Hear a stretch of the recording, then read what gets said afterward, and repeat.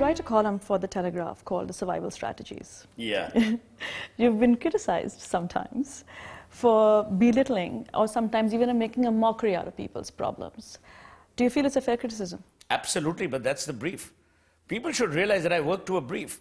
I was told by Avik Sarkar, who owns the Anand Bazaar group, that he wanted me to be an agony uncle. I told him I was not going to be a polite agony uncle because I've never been polite in my life. So he says, what will you be? I said the opposite of polite, which is rude, which is exactly what I am. People love it. It's the longest running column in all of Indian journalism. It is very funny. It is funny. People love it. People in Calcutta, whenever I visit Calcutta or the Northeast, come up to me and say, oh, you know, we begin our Sundays with that column. So why should I care if people criticize me? People criticize Galileo, for God's sake. They criticize Plato. They criticize Mandela. They criticized Gandhi. So it never gets to you? Never. You have to be thick-skinned. If you're in public life, you've got to be thick-skinned. But that doesn't mean you've got to be unresponsive. It doesn't mean you've got to be insensitive. But you've got to be thick-skinned. You can't let every bit of criticism, you know, pain you to no end or change the way you are. Often what happens is we get so alarmed by criticism that we then keep changing. Man is not a chameleon. Chameleons are chameleons. You're friends with the rich and famous. You're known to be friends with the Bachchans and with the Khans. So how do you maintain to keep a friendship with two rival camps? I think that's an excellent question. They're rival camps in the eyes of the media. For me, my relationships are exclusive. They're not inclusive. I'm not a guy who works in cliques. I'm not in anyone's camp. I am my own camp. You are your own brand. It's not even about brand. I'm my own camp. Why on earth would I be tortured? Why would I stress myself about, oh, does that guy like this guy, so therefore should I be... If someone invites me, and if someone who I invite comes over to my house, we're friends. I don't care what his relationship with person X or person Y is.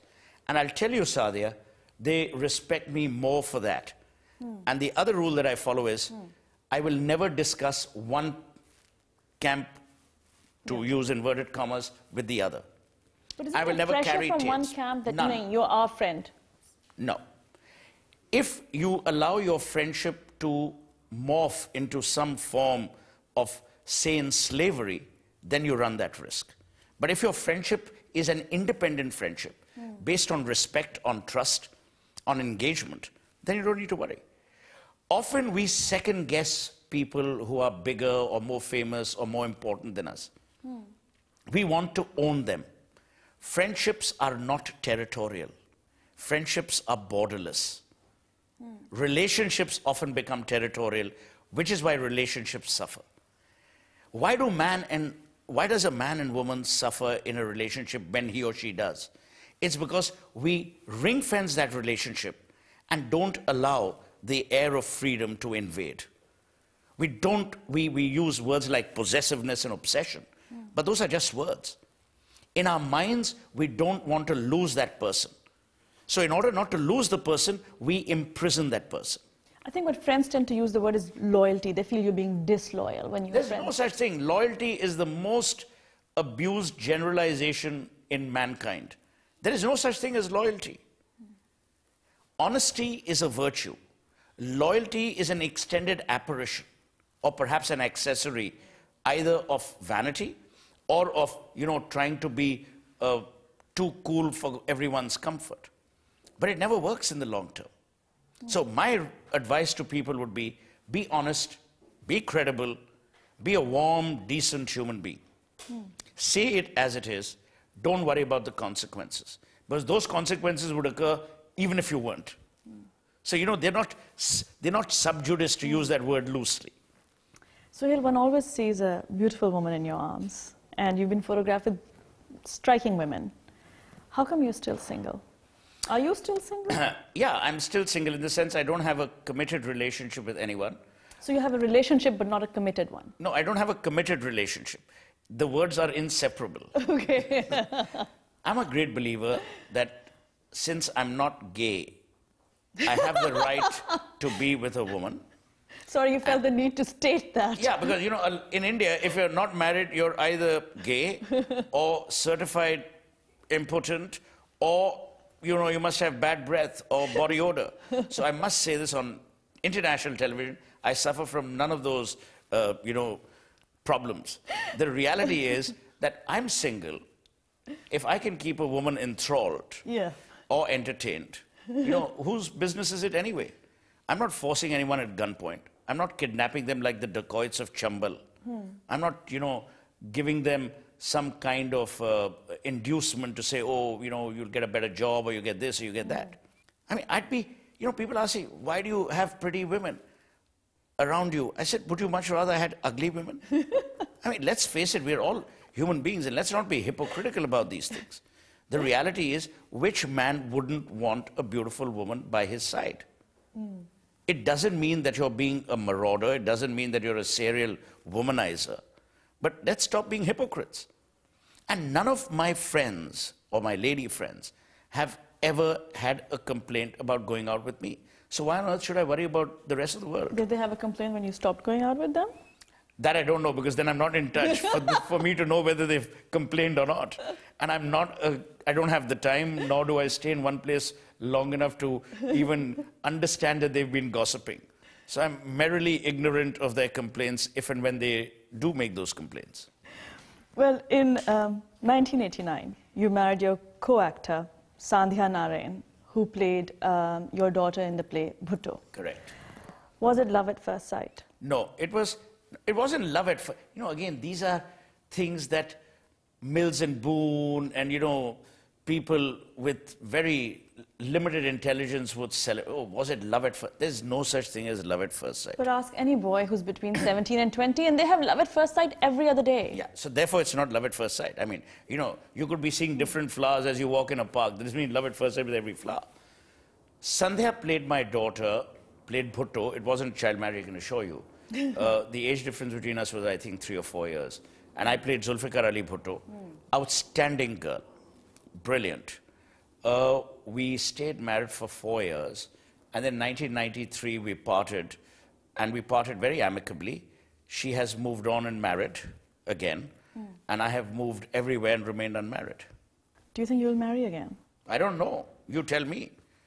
I've often told you that I want to meet a nice Pakistani girl.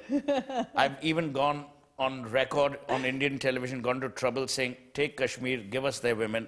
No one listens to me. So what do I do?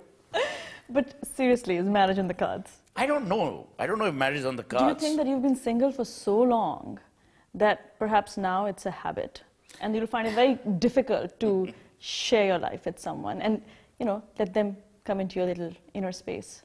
No, see, again, I'm not Jiddu Krishnamurti or, you know, some heavy-duty philosopher who will say, oh, there's an inner space. I don't know. I'm only worried about, will I have enough closet space to give to the woman if and when I marry? So I have a very practical way of defining... So if you do manage to build in, you know, built-in wardrobe? No, I have a built-in wardrobe. I'm only worried about how many hangers I can spare. No, I'm just joking. I think it's too... difficult for anyone to say, oh, I'm going to marry. You know, marriage is not like a business plan. And wherever it is a business plan, it never works to great advantage. I don't know if I'll marry. But if and when I do, I will certainly send you and the crew cards for the marriage. But, you know, as age is moving on, I mean, I'm not saying that you're very old. I'm just saying as age is moving on and the hair is getting more salty than peppery, one does feel lonely. Again, another myth. Winston Churchill famously said, a man is only as young as the woman he feels. As of this morning, I'm 23. So what more can I say? I mean, without divulging any more details of statecraft, I've told you everything. Yes, you have. So, moving on, before you decide to divulge more information here, what are your thoughts on freedom of expression? I think it's very relevant. I think we behaved miserably in India at the Jaipur Literature Festival by, you know, the acts and the antecedents that happened. I'm also a great believer that Salman Rushdie miserably spoke of Islam. I'm a proud Hindu, but I still believe he had no business to write and express what he did about Islam in the satanic verses. For me, freedom of expression is relevant if it is related either to an issue or a cause. It can't be personal. And there are three things which are personal to mankind: religion, his parenthood, and his belief system. The belief system may have things to do with ideology, with philosophy. So I can't say a communist is bad, but I can question the virtues of communism in a highly capitalistic world. I can't say Judaism or Christianity is better or worse than Hinduism. So when people make these kind of statements, or when these innuendos are passed, that's when we need to worry. I will never make a statement on anyone's religion, on anyone's sexuality, or on their personal lives. That's their business. If it affects public good, I will. I was the first person on Indian television to talk about the fact that many of our cabinet ministers had mistresses, which is why the country was running well, because they had no time to actually run the country. So the country was on brilliant autopilot. I also said famously that we had a prime minister who would only sleep. That's why the country ran well, because there was no one to, create any trouble. So personal lives apart, I think you must be able to relish, respect, and regard the freedom of expression. It's a fundamental freedom to humanity. And I don't think it should be taken away by anyone. I think what's happening in Pakistan, Nawaz Sharif, what's happening across the world, if you look at what's happening in Sudan, if you look at what's happening in Somalia, I think it is a travesty of justice.